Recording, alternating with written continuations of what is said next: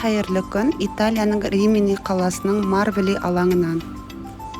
Бұл билет алатын касса орталығы. Ендеше біздің баратын бағытымыз ол Сан-Марино мемлекеті. Осы жерден 2 бағытқа билет сатып алдық, шамамен 10 евроға. Автобустардың бастапқы бағыттары осы жерде. Осылайша шамамен 50 минут аралығында Сан-Марино мемлекетіне жетеміз. Алдымызда Риминидегі басты көрнекті жерлерінің бірі ол Август аркасы. Ең көне біздің дәуірімізге дейінгі 27 жылы салынған. Ежелгі тарихи Римини қаласынан Сан-Марино мемлекетіне осылай саяхатымыз басталды. Сан-Марино деп аталатын шағын елге пойызбен немесе ұшақпен жету мүмкін емес. Өйткені темір жолда әуежайда жоқ, сондықтан автобуспен немесе таксимен қатынауға болады. Ең тиімді арзан жолы ол автобуспен қатынау. Италияның Римини қаласына саяхат алуының басты себебі ол Сан-Марино мемлекетінің керемет табиғи көрінісін тамашалау.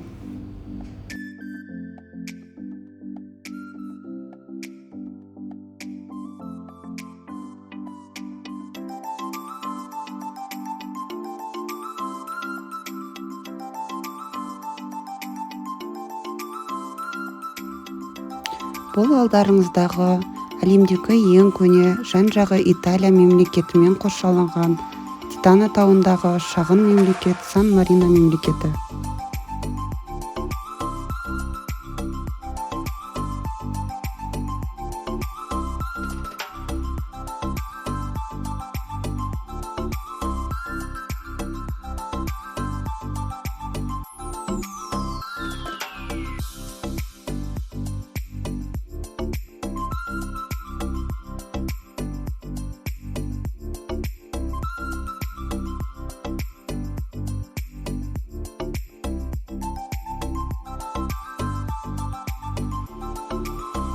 Бұл мен бақыттан басы айналған Айнура.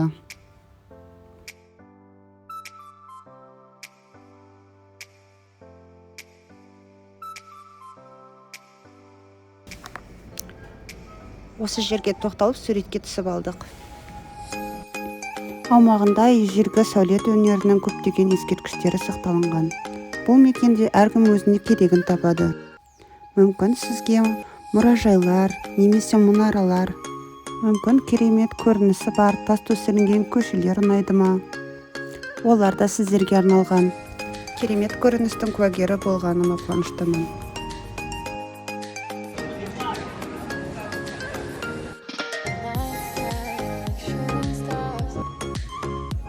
Осы бір Европа мемлекетінің ерекше көрнекті орталығы. Мына жігіт алдынан атып шығып, өзінің бір керемет бейнесімен таң қалдырды.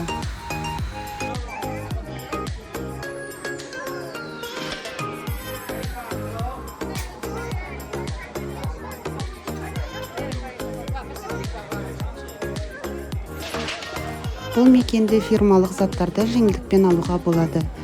Италияға қарағанда арзан, өйткені бұл жерде налог құны төмен.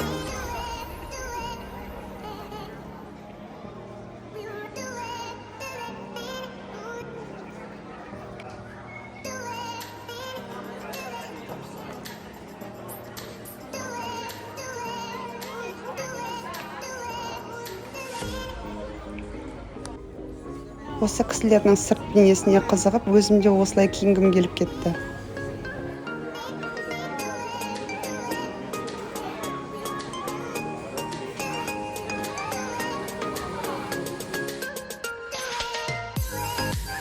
Мен үшін Сан-Марино өте керемет, таңғажайып жер. Айналадағы пейзаждар қаланың осы таудың төбесінде орналасқан. Керемет, таңғажайып, қуанышым көңіліме сыймай тұр.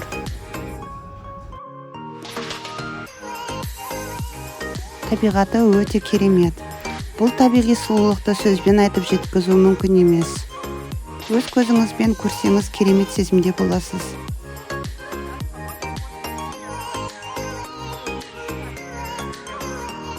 Ауа райының жаңбырлы бұлтты болғанына қарамастан, Сан-Марино мемлекетінің керемет көрінісін көргеніме қуаныштымын. Италия мемлекетінің тағы бір маған ұнағаны ол жануарларға деген махаббаты.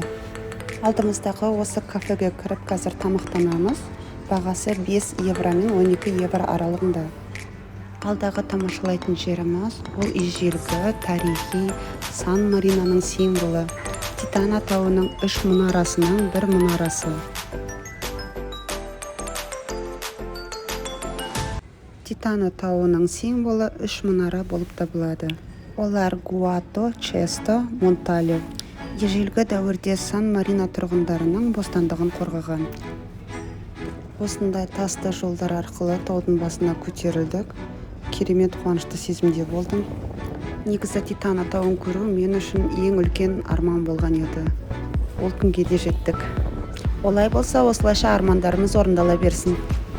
Қараңыздар, бір керемет кино әлемінде жүрген секілдімін.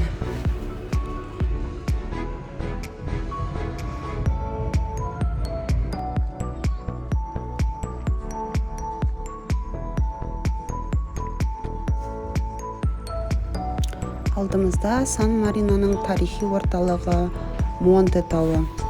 Олай болса, сіздермен бірге Монте тауының керемет көрінісін тамашалайық. Алайда уақытымыз аз болған себептен осы жерге жүгіріп келдім. Өз көзімнен көріп, бір тарихи сезімде болдым. Шынымды айтсам, архитектура жағынан осы Европа халқына бір басымды игім келеді. Бұны сөзбен айтып жеткізе алмаспын.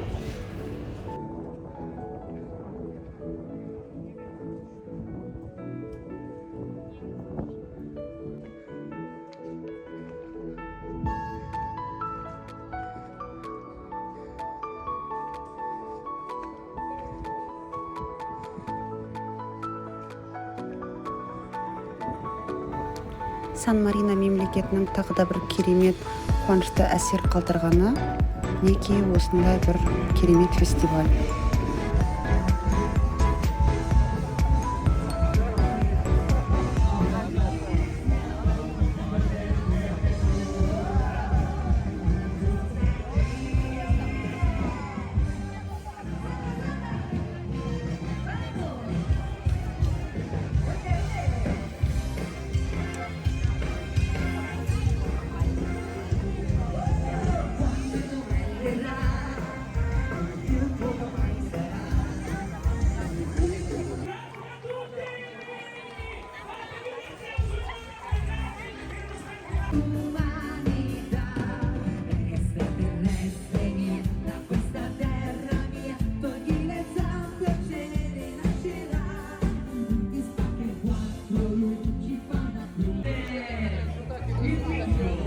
Осымен бүгінгі Сан-Марино мемлекетіне саяхатым аяқталды. Сіздермен болған мен Айнұр.